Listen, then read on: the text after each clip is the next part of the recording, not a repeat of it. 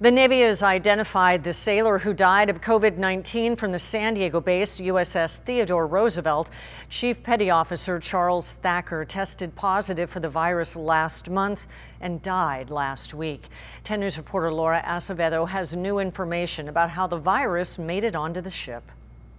According to the Wall Street Journal, U.S. officials now believe the coronavirus outbreak on the USS Theodore Roosevelt came from routine flight operations, not from a visit to Da Nang, Vietnam. Wouldn't be surprising because they're land-based and they could have picked it up easily enough. Former 10 News military reporter Bob Lawrence explains these flights can transport supplies or crew. Parts for the airplanes, mail is delivered this way, sometimes food. The report says after the stop in Vietnam, the carrier received onboard deliveries from Japan, the Philippines, and Vietnam. Some of the first cases on the ship came from the air wing.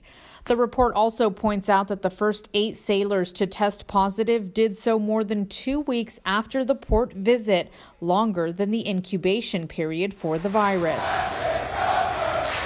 The Navy is also reportedly considering reinstating Captain Brett Crozier, who was removed from the ship 2 weeks ago for a letter he wrote expressing concern about the spread of the virus on board the ship. I don't think there has been circumstances like this in the history of the Navy, where there was such an outcry because of his removal. Crozier tested positive for COVID-19 and is currently quarantined in Guam. The Navy is investigating his actions as to why he sent the letter, allegedly going outside his chain of command. If he was to be reinstated, it would be a huge public relations benefit. Laura Acevedo, 10 News. The Navy says 655 sailors have tested positive for the virus.